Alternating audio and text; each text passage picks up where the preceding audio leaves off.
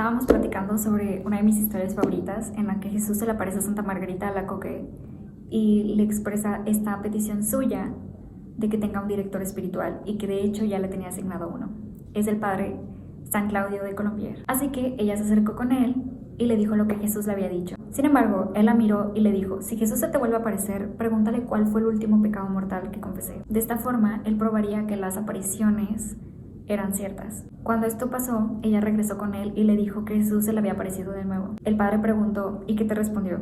Ella lo miró y le dijo: bueno, él me dijo, no lo recuerdo. Y nos ama tanto que nos espera y nos espera. Dios tiene una paciencia enorme con nosotros y es porque nos ama. Nos colma de bienes haciendo como si no viera nuestras penas, a fin de que nos convirtamos. Y cuando nos castiga, también es porque nos ama, para librarnos de la pena eterna, como nuestro Padre que es, como nuestro Padre que no quiere que nos perdamos. Dios nos busca de muchas maneras, con inspiraciones, con conversaciones santas, con los famosos remordimientos de conciencia, con la muerte de alguno de nuestros conocidos, amigos o familiares. Y Dios es paciente, ya lo decíamos. Sin embargo, si este tiempo solamente sirve para que nos alejemos más de Él, Él mismo se vale de este tiempo para ejercitar su justicia. El que abusa de la misericordia de Dios merece caer en las manos de su justicia. San Alfonso María de Ligorio nos explica y cómo nos abandona Dios. Porque aquel que no quiere permanecer en la amistad con Dios, nos explica, o envía la muerte al pecador, así muere sin arrepentirse, o bien le priva de las gracias abundantes y no le deja más que la gracia suficiente con la cual se podría salvar.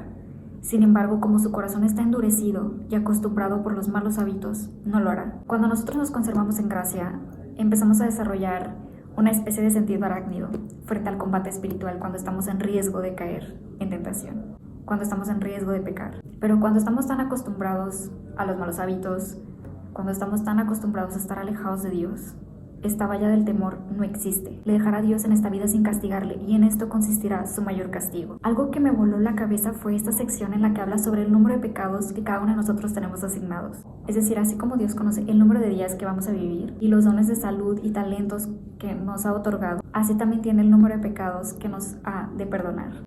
Y esto se explica en que Dios nos conoce mejor que nosotros mismos. Conoce nuestro corazón, nuestras intenciones, nuestra voluntad para pecar. Esta medida no es igual para todos, por supuesto. Y no se trata de que quiera a uno más que a otro. No se trata de favoritismo. Porque de ser así, Dios no nos llamaría a su divina misericordia para que todos nos salváramos. Refiere San Gregorio que un niño de 5 años, por haber dicho una blasfemia, fue enviado al infierno. Y según la Virgen Santísima, reveló la bienaventurada Benedicta de Florencia que una niña de 12 años, por su primer pecado, fue condenada. Dios es el único que conoce nuestros corazones e intenciones. Su sabiduría sobrepasa todo entendimiento humano. Los que nos hemos enamorado o los que amamos a alguien, y no solamente me refiero a una forma romántica, esperamos de esa persona o de esas personas un amor verdadero y auténtico. Pues Dios también quiere eso de nosotros, porque nos ama verdaderamente y auténticamente. Ser hombre es por consiguiente ser racional. El hombre que se guía razonablemente en sus obras prevé lo futuro.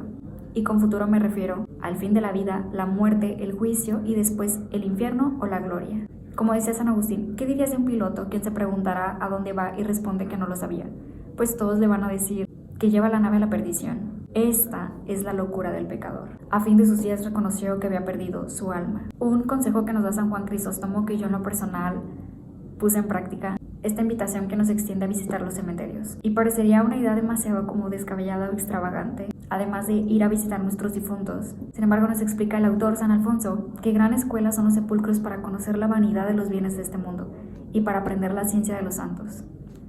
Y para recordar que todos vamos a morir. Recuerdo que cuando era más chica, llegué a planear incluso cómo me gustaría que fuera mi funeral. Con tal música, tales flores, en tal lugar y aquello. Pero cuando crecí y una versión más madura asistió a un funeral, me puse a observar por primera vez y a analizar qué era lo que realmente pasaba en un funeral. Algunos con instrucciones de su difunto, justo como yo lo hice con mi carta. De todo eso concluí de que él aprovechara mi alma un funeral extravagante. Las miles de flores que le llevaban al difunto, algunos llevan mariachi, otros hacen fiesta y se emborrachan, porque así le hubiera gustado al difunto. Pero verdaderamente el alma del difunto se encontrará de fiesta en ese momento en que ha pasado la eternidad y se concluiría, como ya lo habíamos platicado en unos videos anteriores de cuando hablamos del duelo, que los funerales son para las personas vivas, quienes estamos dando un cierre a nuestra historia aquí en la tierra con esa persona. Pero su vida en la eternidad ha empezado, y cuánto daño les hemos hecho a nuestros difuntos abandonándolos pensando que ya se encuentran en el cielo. Cuando habremos de morir, San Camilo de Lelis se asomaba a alguna sepultura y se decía a sí mismo: si volvieran los muertos a vivir, ¿qué no harían por la vida eterna? En la hora de la muerte, el hombre se encontrará débil de espíritu, oscurecido y duro de corazón, por todo el mal que ha hecho. Las tentaciones entonces serán incluso más fuertes, y el que en vida se acostumbra a dejarse vencer y a rendirse en el combate espiritual, ¿cómo resistirá ese trance? ¿Por qué hay tantas personas que se aferran a la vida?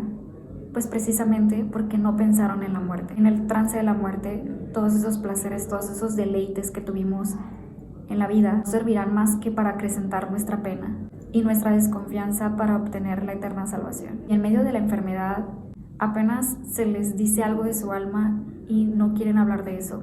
Quieren que se les deje descansar. Y la mayoría de las veces, también explicaba San Alfonso, cuando se les da la absolución, no es porque realmente vea a una persona dispuesta y arrepentida, sino porque no hay tiempo que perder. Y es así como suelen morir los que poco piensan en la muerte. Jesús quiso morir de la manera más vil, más inhumana, con tanta amargura, con tanta ignominia, para que tuviéramos una muerte venturosa. Y con este fin se dirige tanto a llamamientos, a luces, estos famosos remordimientos de conciencia, sus reprensiones y amenazas, para que procuremos concluir esta hora final en gracia y amistad con Dios. ¿Cómo asegurarnos una buena muerte? Aquí también San Alfonso nos hizo una lista: dedicarte a la oración, frecuentar los sacramentos, apartarse de las ocasiones peligrosas y abandonar el mundo. Porque ¿de qué nos servirá ser felices entonces en la tierra? Que de hecho lo vamos a hablar más adelante. No puede haber una verdadera felicidad quien se encuentra lejos de Dios. Nos hemos colmado de deudas con la divina justicia cada paso que nos acercamos a la muerte. Justo castigo, dice San Agustín, será el que no pueda salvarse cuando quisiere, quien cuando pudo no quiso. ¿Quién sabe si este último punto que lees ahora será el postrero aviso que Dios te envía? Como una persona que ha tenido siempre manchada la conciencia, hacer una verdadera convención en esa última hora, en medio de los dolores, en medio de la enfermedad, en medio de la confusión, combatido por el dolor de la muerte ya próxima. Esta parte en verdad me llegó mucho y la agregué y quiero compartírselas. Se encuentra también en la sección de afectos y súplicas.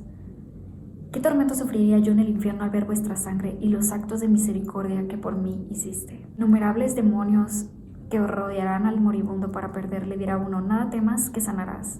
Otro exclamará: tú que en tantos años no has querido oír la voz de Dios, esperas que ahora tenga piedad de ti. ¿Cómo, preguntará otro, podrás resarcir los daños que hiciste, devolver la fama que robaste? Otro, por último, te dirá: ¿no ves que tus confesiones fueron todas nulas, sin dolor, sin propósitos? ¿Cómo es posible que ahora las renueves? Por otra parte, también el moribundo se verá rodeado de sus culpas. Y en vez de pensar en la salud de su alma en ese momento, por los dolores físicos, solo se tratará de médicos y remedios, y no de pensar en su alma y poner en orden la cuenta para la eternidad. Y de entre los familiares y de entre los amigos y los conocidos no habrá nadie quien quiera atreverse a molestarle, a advertirle que debe recibir los santos sacramentos. Sin embargo, la muerte del justo es el término de sus trabajos. Cuando miramos la muerte a la luz del mundo, nos espanta y nos inspira temor, pero con la luz de la fe es deseable y consoladora, porque queremos pasar nuestra eternidad con Dios y ya no volveremos a ofenderle más, estaremos a salvos en el cielo. Seguir viviendo, exclama San Agustín, es seguir padeciendo y con los trabajos merecer la vida eterna. Estos, los justos, no se afligen al dejar a sus padres, porque solo en Dios los amaron, y al morir los dejan encomendados a aquel Padre Celestial, que los ama más que a ellos, y esperando salvarse creen que mejor los podrán ayudar desde el cielo que en este mundo. En suma, todos los que han dicho siempre en la vida Dios mío y mi todo, con mayor consuelo y ternura, lo repetirán al morir. El mundo, con todos sus bienes, con todos los bienes que existen, el alma jamás podrá ser feliz, jamás logrará satisfacer el corazón y completar ese vacío, porque no fuimos creados para bienes finitos, sino para un bien infinito, es decir, únicamente para Dios. Por eso, quien busca llenar ese vacío fuera del amor, será infeliz toda su vida buscándolo llenar con esos finitos bienes. Pero quien ama a Dios, ama la divina voluntad, y por eso goza espiritualmente en las tribulaciones, porque abrazándola sabe que agrada y complace a Dios. Los malos hábitos ciegan la inteligencia. Explicaba San Agustín que la costumbre de pecar no deja ver al pecador el mal que hace. Ya hablábamos sobre este sentido como arácnido. El mal hábito los priva de luz y parece hacerlos olvidar que existe Dios, la gloria, el infierno y la eternidad.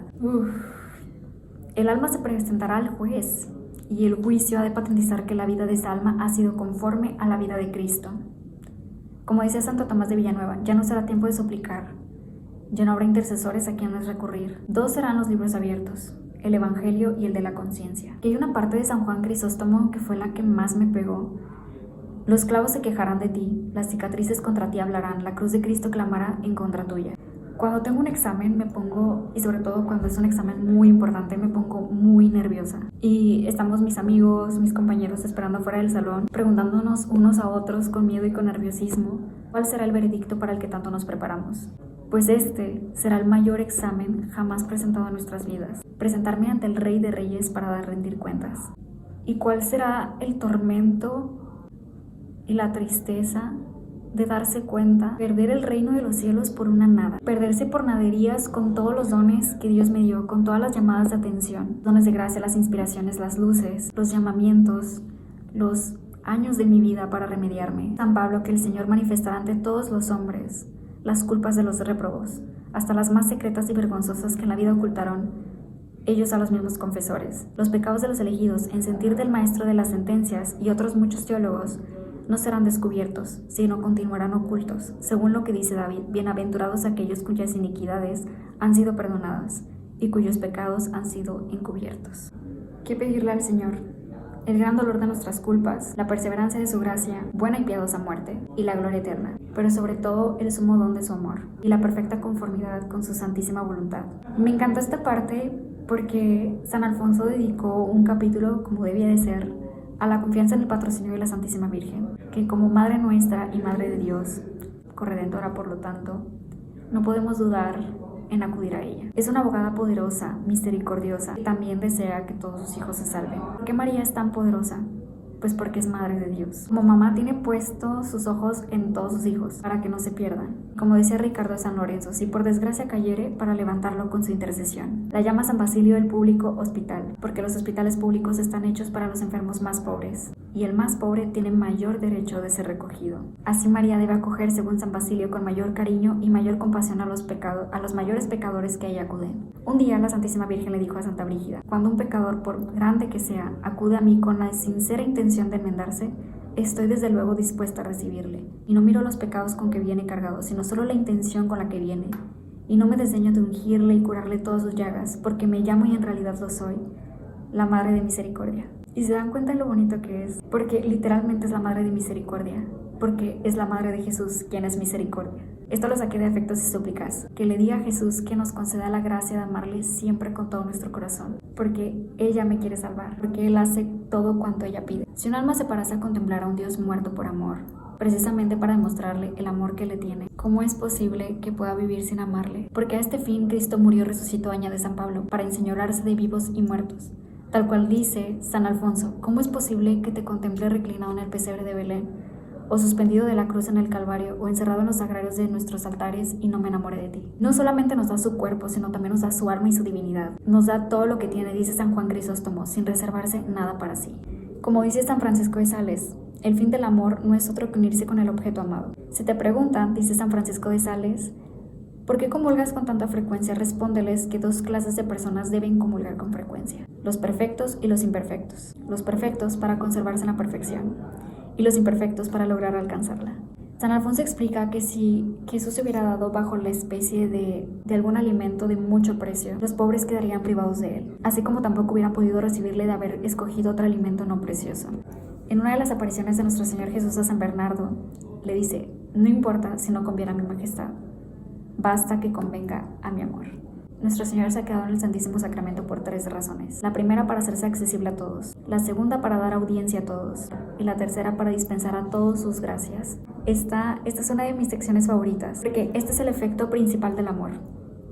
Un solo corazón y un solo querer. El que obre conforme a la voluntad de Dios llegará a ser un hombre conforme a su corazón. Comúnmente nosotros llamamos a las pruebas o a ciertas situaciones males, porque nosotros les hemos dado ese nombre y los convertimos en tales. Porque si los aceptásemos con resignación, como venidos de la mano de Dios, estos males se convertirían para nosotros en grandiosos bienes, porque olvidamos quién es Dios. Él lo conoce todo y sabe lo que necesitamos y lo que es mejor para nosotros. Sin embargo, aquellos quienes se resisten tendrán que cargar con la cruz, pero sin paz y sin frutos. Y cerramos con broche de oro esto que dice Salviano: las personas resignadas al querer del Señor son humilladas, es verdad, pero aman las humillaciones.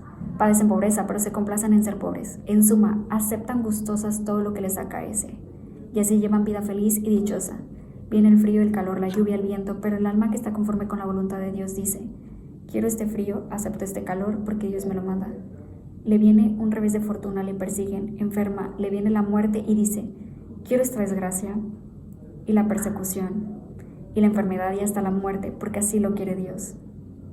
El que descansa sobre la voluntad de Dios y acepta gustoso lo que Él dispone, es como un hombre que vive sobre las nubes y ve que a sus pies brama furiosa la tempestad, sin que le dañe ni le perturbe. Es esta aquella paz, de la cual habla el apóstol, que sobrepuja a todo entendimiento, paz que vence todas las delicias del mundo, paz estable y al abrigo de las vicisitudes humanas. Viva Jesús nuestro amor y María Santísima nuestra esperanza.